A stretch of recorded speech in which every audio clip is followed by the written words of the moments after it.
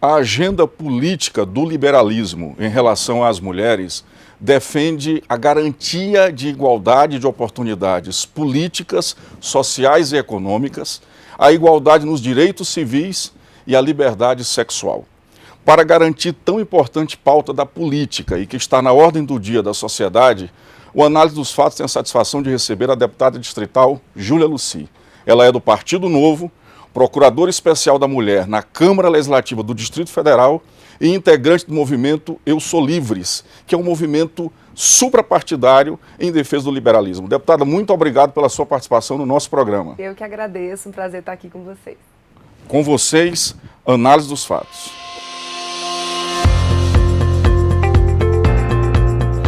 O pensamento político-liberal conceitua que a sociedade tem a falsa crença de que as mulheres são, por natureza, menos capazes intelectualmente e fisicamente do que os homens. E é essa falsa crença que mantém a discriminação das mulheres nas instituições de pesquisa, acadêmicas, no mercado de trabalho. Deputada Júlia, a sociedade evoluiu muito nos últimos 50 anos e ainda não conseguimos construir essa igualdade entre o homem e a mulher. No seu ponto de vista, a política tem condições e capacidades de retirar da sociedade essa falsa crença que ainda permanece viva no seio social? Eu acho que a política é o reflexo do que a sociedade é. Então, se nós temos uma sociedade estruturada com base nesse pensamento, é natural que a gente tenha, por exemplo, poucas mulheres no parlamento, poucas mulheres eleitas. Eu não acredito que a política seja capaz de fazer esse movimento de cima para baixo para alterar a sociedade. Eu acredito que é a sociedade que precisa continuar emergindo e essas mulheres que enxergam essa situação toda, esse movimento todo, se colocarem, se prontificarem a entrarem na vida política. É nisso que eu acredito e foi isso que eu fiz quando eu decidi ser candidata. Eu, desde criança, sempre gostei de ver mulheres atuando na política e me incomodava ter pouquíssimas mulheres, né? E aí, quando eu percebi, no ano de 2018, que eu precisava ajudar nesse processo, eu encarei a responsabilidade. Então eu vejo que há muitas mulheres ansiosas por ver mais mulheres na política, por ver mais mulheres em outros ambientes dominados por homens, mas que ao mesmo tempo não se colocam à disposição. Então a gente não consegue mudar dessa forma. Eu acredito que esse empoderamento que tanto se fala, ele não vem de fora para dentro, ele vem de dentro para fora, a partir de um movimento de assumir essa responsabilidade. Do seu ponto de vista, essa falsa crença da inferioridade da mulher, ela está presente também na mulher? A mulher precisa vencer essa falsa crença? Eu acho que há muitas mulheres que têm uma baixíssima autoestima e que é resultado, obviamente, de um processo de socialização muito diferente do que acontece com o homem.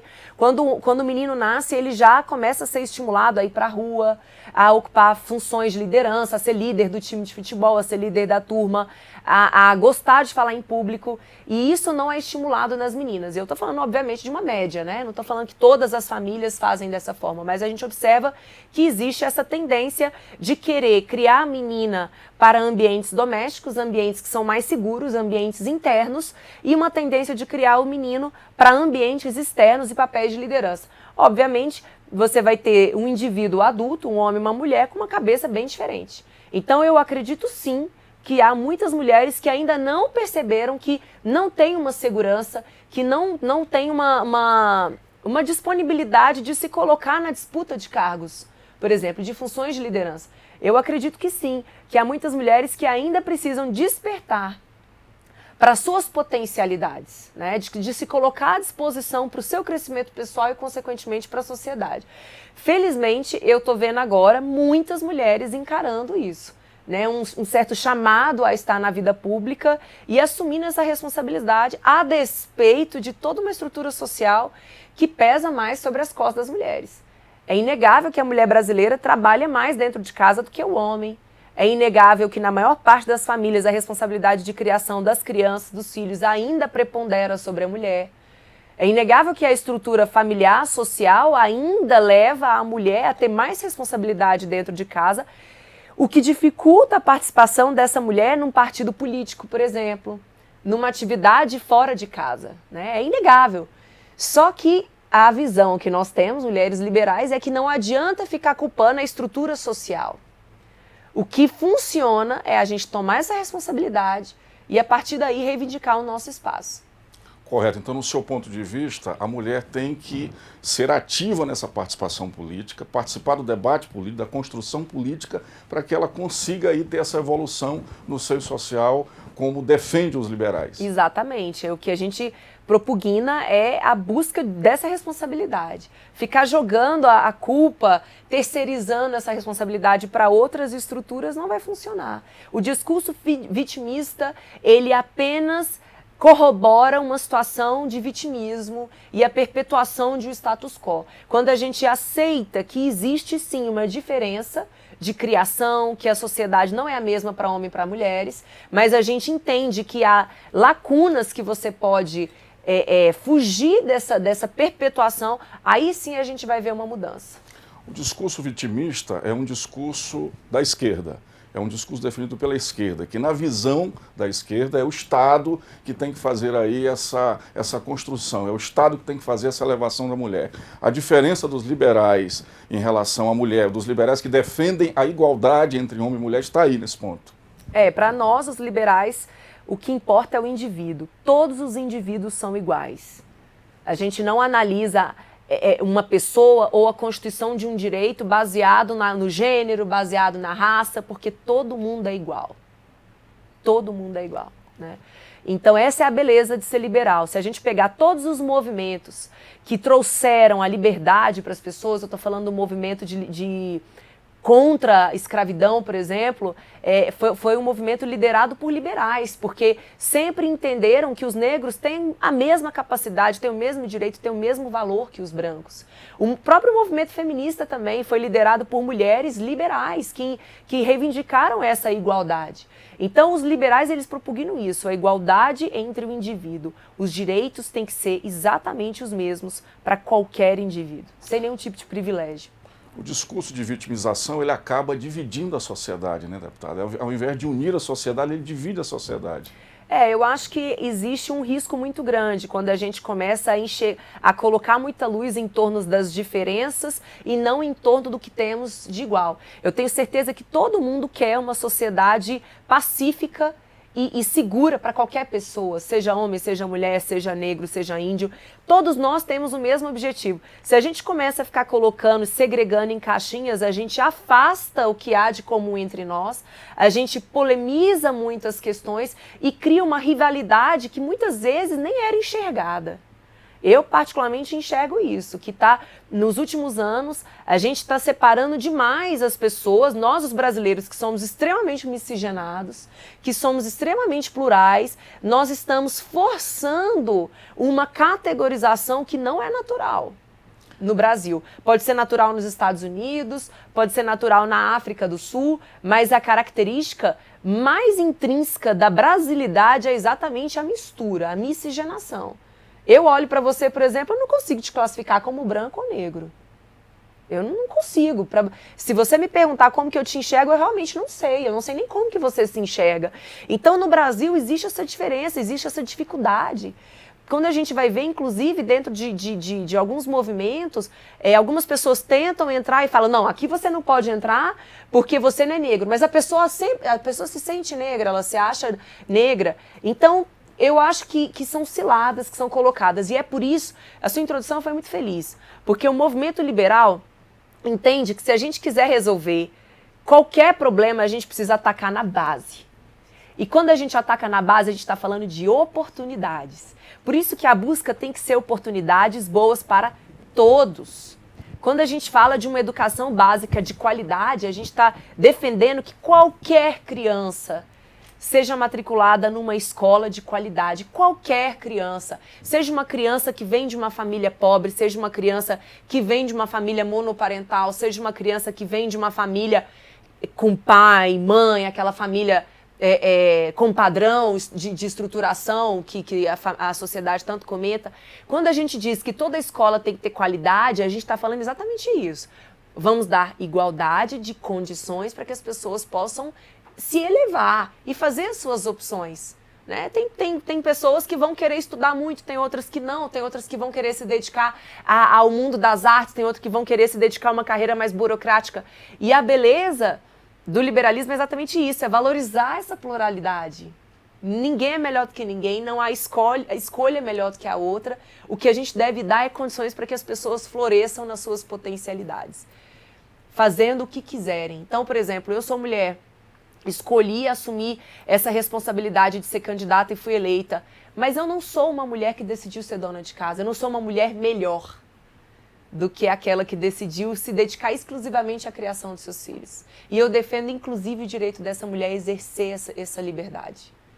Assim como defendo as mulheres que estão aí na disputa política e estou fazendo de tudo para ajudar essas mulheres. Então, a gente defende a liberdade, porque é a liberdade que possibilita o crescimento do ser humano, o que há de mais bonito. Toda a evolução que a gente observa na humanidade vem exatamente da liberdade. Da liberdade de pensamento, da liberdade de ir e vir, da liberdade de expressão, que infelizmente vem sendo cerceada nos últimos anos, seja de uma forma formal, seja de uma pressão que acontece nas redes sociais. A cultura do cancelamento, por exemplo, eu acho uma lástima, né? Quando você pega uma pessoa e quer cancelar essa pessoa por uma declaração que às vezes não foi compatível com o que você pensa, mas quando essa cultura do cancelamento é a tentativa de amordaçar formas diferentes de se pensar. E isso é muito perigoso, isso é muito triste. No próximo bloco, nós vamos discutir polarização política e liberalismo.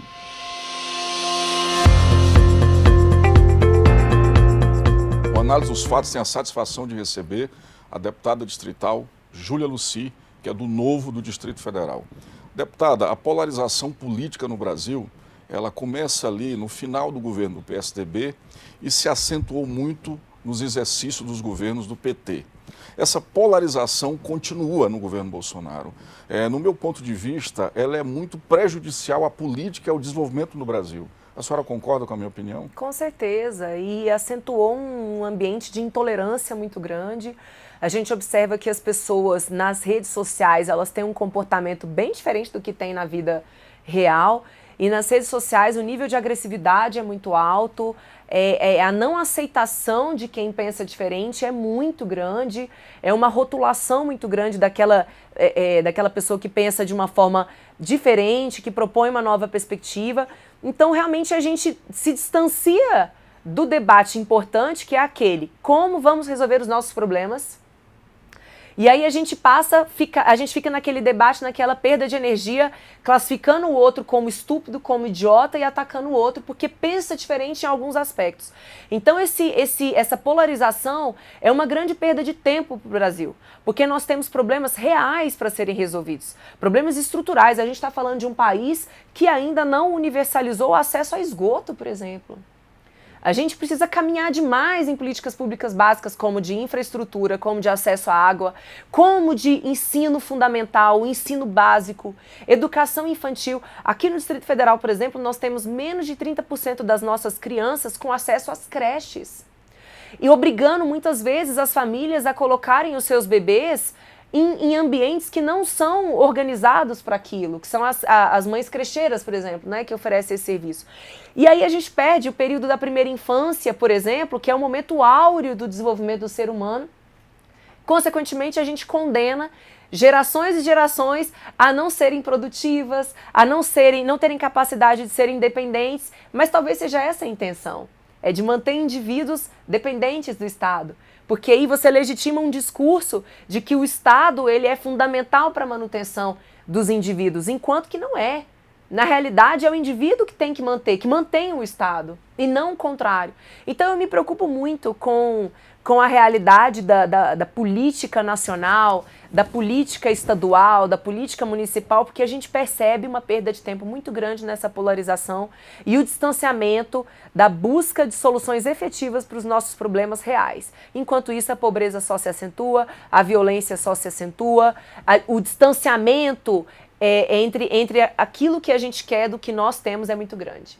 Deputada, como vencer essa polarização que empobrece a política, favorece os extremos e não contribui em nada para o desenvolvimento do Brasil, para responder os problemas do país. Olha, mais uma vez, eu acho que a liberdade de expressão ela é fundamental.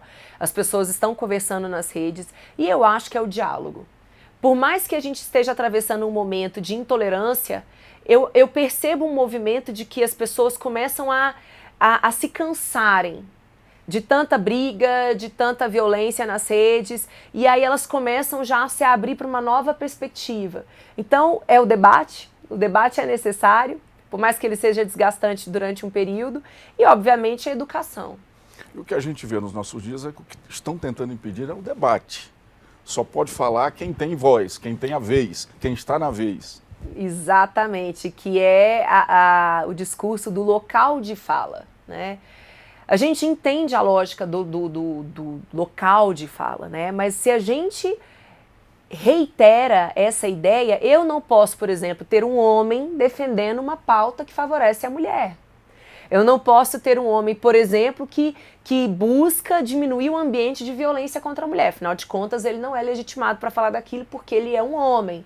Eu não posso, por exemplo, ter uma pessoa numa situação financeira melhor lutando pelo enriquecimento do pobre, pelo alcance de oportunidades pelo pobre. Então essa ideia ela não é boa, porque o que a gente tem que lutar na realidade é pela empatia. Eu nunca vou conseguir estar no lugar de fala das pessoas, de uma forma geral. Eu tenho as minhas características, eu nasci da forma que eu nasci, no contexto que eu nasci. E se eu continuo insistindo nessa ideia de local de fala, eu não posso exercer empatia e lutar pelos direitos de outras pessoas, por exemplo. Eu escuto muito isso aqui, sabe? Eu, por exemplo, sou servidora pública, federal, e muitas vezes, quando eu levanto bandeiras que, em tese, vão contra privilégios, que sim, existem muitos privilégios para servidores públicos, as pessoas falam assim, mas isso é um absurdo, como é que uma servidora pública federal fala o que você está falando?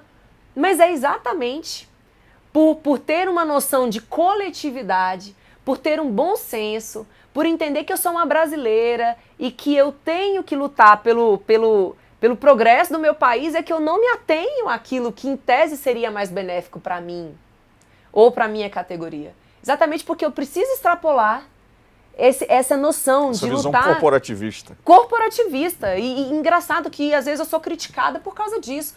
Eu acho que eu deveria ser elogiada. Sim. Porque eu consigo fugir de um discurso corporativista e entendo que o papel, ocupar esse espaço no parlamento, me dá a legitimidade para defender diversos interesses e não apenas o meu. Assim. Muito pelo contrário, eu não estou aqui para me defender.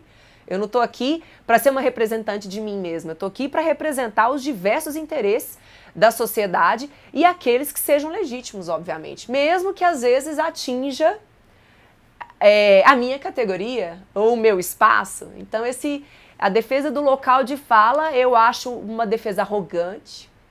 Eu acho uma defesa que distancia as pessoas e que não constrói pontes.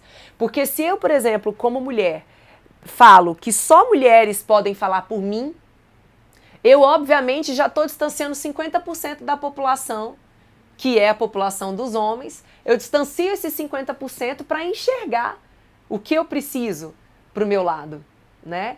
Então eu não acho isso, inclusive, inteligente. Eu acho que nós temos que ser abrangentes, a gente precisa atrair as pessoas para a nossa perspectiva e tentar convencê-las. E sem agressividade, sem essa ideia de, olha, você é um homem, você não pode falar de mim porque eu sou mulher, você não pode falar por mim. Não, né, gente? Isso aí não é inteligente. Não é assim que a gente constrói soluções. Deputado, o corporativismo é hoje um dos maiores problemas para a governança e para a própria deliberação no parlamento, né? Hoje a gente vê o seguinte, os movimentos nos parlamentos, tanto no Congresso quanto nos parlamentos estaduais, estão em torno de bancadas aí que defendem o seu pedaço, o corporativismo. Não há um olhar para o todo. Como a senhora, nós vamos conseguir vencer esse pensamento corporativista que tende a fincar no Brasil? Depende do povo, né? Depende do povo. A gente vive, felizmente, uma república e nós escolhemos as pessoas que vão nos representar. Então, está na hora das pessoas começarem a fazer certas relações, né? Na hora de escolher o seu representante. Se tem um candidato que está muito fortemente ligado a uma corporação, é óbvio que essa pessoa, quando eleita, vai fazer a defesa daquela corporação. Então, se a gente quer pessoas isentas, a gente precisa fazer essa escolha, né? Então, se eu quero uma pessoa independente, eu particularmente tenho muito orgulho de dizer que eu sou extremamente independente. Estava até conversando agora, me perguntaram de onde que eu vim. Eu tenho muito orgulho de dizer que meu voto eu tirei do asfalto, pedindo voto na rua, no sinal de trânsito, nas paradas de ônibus, conversando com as pessoas. Então, nosso mandato aqui não representa uma igreja, não representa uma corporação, não representa um bairro. A gente representa aquele conjunto de indivíduos e bem espalhados aqui no Distrito Federal que querem ver uma atuação política independente. Independente, transparente e também com capacidade de apontar os erros que acontecem e de fugir das armadilhas que geralmente se jogam para quem está no mandato político, né? Eu estou falando claramente aqui do toma lá da cá, da oferta de favores em troca de apoios, né? Assim, que não necessariamente é uma troca legítima de acontecer, né? Então, compete à população decidir e acompanhar os mandatos que já estão em curso para depois, nas eleições, poderem fazer a escolha correta. Eu acredito que sim, que a gente consegue se desvencilhar desse corporativismo, mas obviamente vai depender do povo enxergar essas relações. Deputado, o ex-presidente Fernando Henrique Cardoso falou numa recente entrevista a uma grande revista de circulação nacional que o maior erro do governo dele foi ter criado o Instituto da Reeleição. Segundo ele, esse instituto impede, inclusive, a construção de um plano de trabalho para o desenvolvimento do Brasil. Porque os governantes chegam ao poder, eles têm que construir a coalizão e depois manter aí o ciclo da pobreza, através dos auxílios, para poder garantir a sua reeleição. É uma realidade isso. A reeleição no Brasil é muito complicada. Com certeza. A gente observa, inclusive, uma preocupação não apenas no ponto de vista da política federal, mas em todos os níveis, né, da política. Porque a gente observa assim, a criação de ramificações, né? Então, muitas vezes, a atuação ela não é pensada em relação àquele fato em si, mas as repercussões que uma determinada atuação pode gerar para os compromissos e os acordos que são assumidos por causa de uma eleição. E a gente sabe que a eleição no Brasil é muito caro, né? É muito caro, a briga é grande, a briga é de gigantes. Então, realmente, a gente vê uma perda de ação ali, nos casos reais, pensando por causa desse pensamento de médio e longo prazo, por causa da reeleição. Não é à toa que o meu partido, que é o Partido Novo, permite uma reeleição, né? Uma reeleição. Então, a gente entende que uma reeleição você daria uma possibilidade de continuidade do trabalho, que seria uma espécie de averbação do trabalho que você fez, uma espécie de avaliação. Você dá para o eleitor a possibilidade de avaliar o seu mandato daqueles 4 anos e o eleitor, avaliando como positivo, você vai para um outro mandato, no máximo. Mas não é permitido mais de uma reeleição, exatamente isso porque... no Legislativo? Não. Também no Executivo? No Executivo também. O partido ele permite uma reeleição apenas. Interessante. Deputado, o Partido Novo surge aí no momento de importantes mudanças na política nacional. O partido, inclusive, ele foi muito importante para ampliar esse debate sobre mudanças na política. É um partido com tendências conservadoras, liberais e de direita, e que participou aí desse novo momento em que a direita chega ao poder no Brasil. No meu ponto de vista, a direita chega ao Brasil com um discurso conservador e liberal e ela foge muitas vezes desse discurso. Como é que está o Partido Novo em relação ao governo federal? Como é que está o Partido Novo em relação a essas políticas que o governo federal defende? Nós temos o compromisso com o nosso eleitor e com o nosso filiado. O Partido Novo ele não utiliza dinheiro público nem para se manter e nem para fazer as suas campanhas. Só esse ano o partido devolveu 36 milhões de reais ao Tesouro Nacional, que é a verba referente ao fundo eleitoral. Lembrando que o fundo eleitoral esse ano foi de 2 bi, né?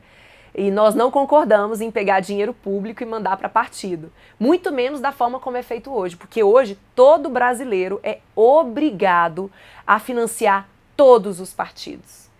Então imagine você, que não gosta do PT, por exemplo, o seu imposto vai para o PT.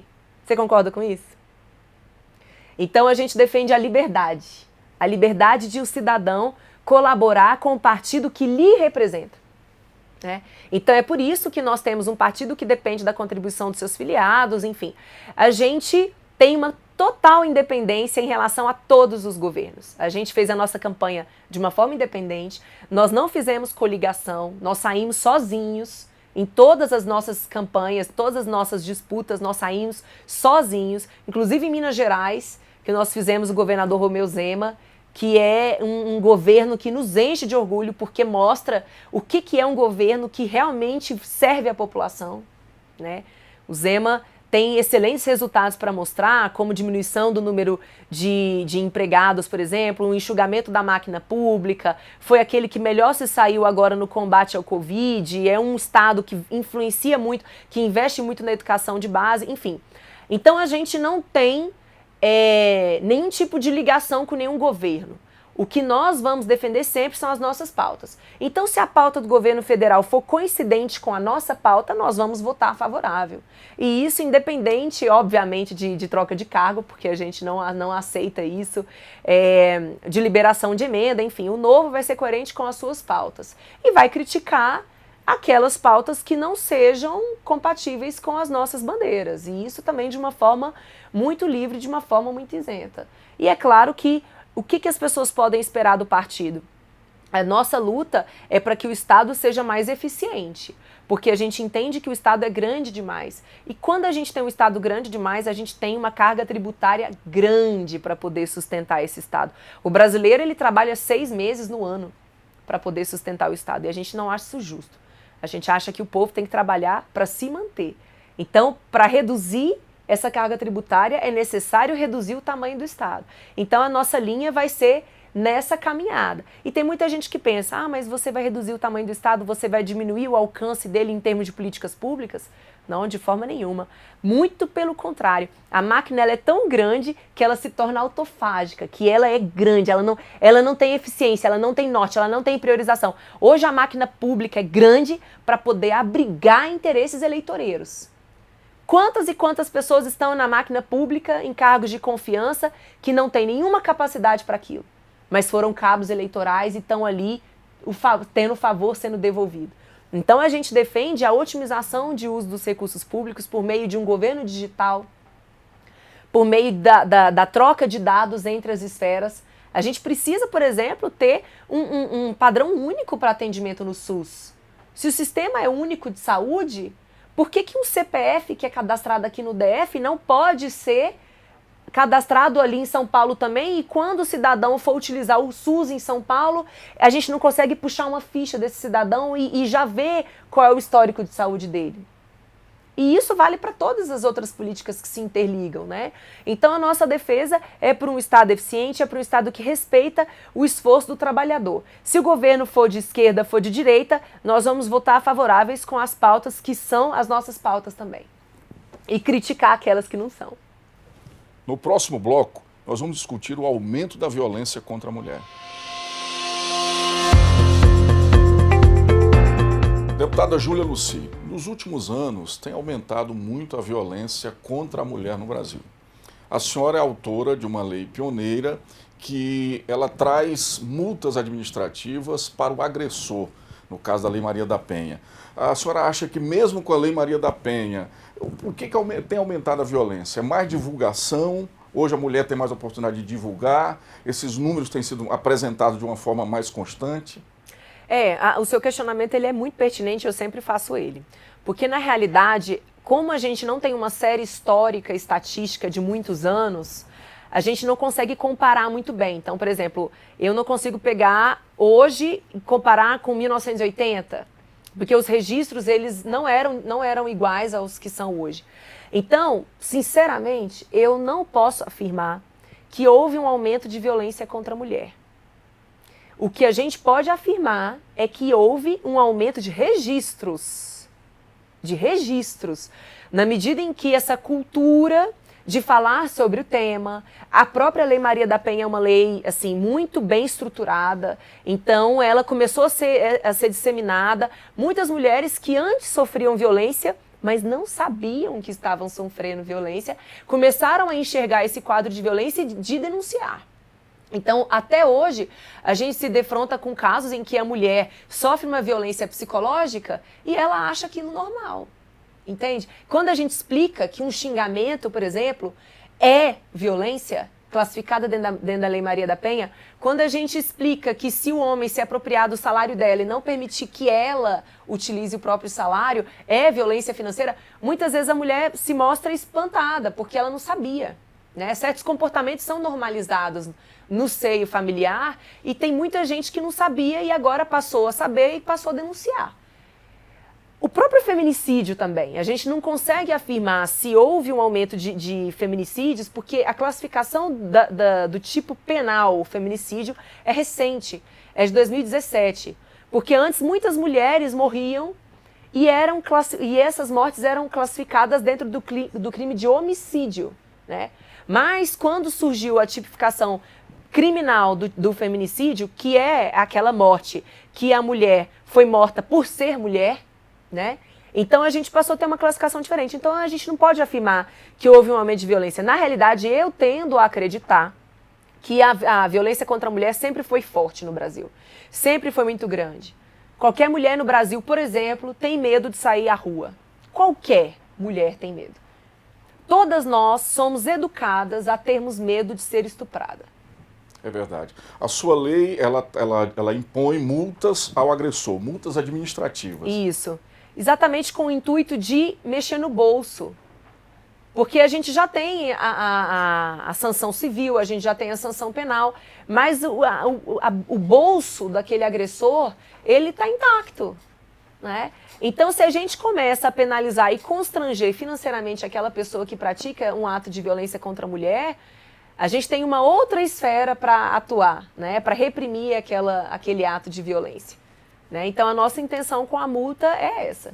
A lei ela é distrital ou outras assembleias já adotaram também? A lei é distrital, mas nós temos notícias de que essa proposta vem tramitando em outras casas legislativas também. No Congresso Nacional também já tem esse pensamento? Já tem Não alguém... sei. Eu acho que teve, mas quando a gente fala de Congresso, a gente está falando de competência para direito civil e criminal. Então, assim, eles nem precisam fazer do ponto de vista administrativo, porque a sanção administrativa ela já é competência das casas legislativas. Correto. Deputada, no seu ponto de vista, poderemos ter boas expectativas com a política no Brasil daqui para frente, com a participação da mulher na política? Eu acho que sim, eu acho que sim. Nesse momento, por exemplo, eu estou engajada em várias campanhas no país todo. Ofereci agora gratuitamente um serviço de coaching eleitoral, porque eu senti muita falta de ter um apoio durante a minha campanha e pensando nisso, eu ofereci esse serviço e fui buscada por candidatas do país todo e candidatas que se assemelham à minha visão, que é uma visão de fugir do discurso vitimista, né? Então, e sinto que são candidatas muito fortes, com chances reais de ganharem. Então, eu sou extremamente otimista. Acredito que as redes sociais elas vieram para facilitar o acesso à política, embora haja pessoas que discordem dessa minha opinião, mas eu acho que sim, que facilita, porque você abre um espaço diferente da mídia tradicional. Só isso já é um espaço que exatamente, já é mais espaço. Né? Exatamente. Então eu sou otimista sim, eu acredito que essa cultura de falar sobre política é positiva, porque eu lembro que quando eu era criança, o que eu mais escutava era política não se discute, né? Hoje não, as pessoas discutem política o tempo todo, mesmo aquelas que não trabalham com política. Então eu acho que falar sobre o tema é muito positivo, eu acho que ter o seu próprio canal de expressão, que são as redes sociais, é extremamente positivo também, porque nesse confronto a gente acaba amadurecendo.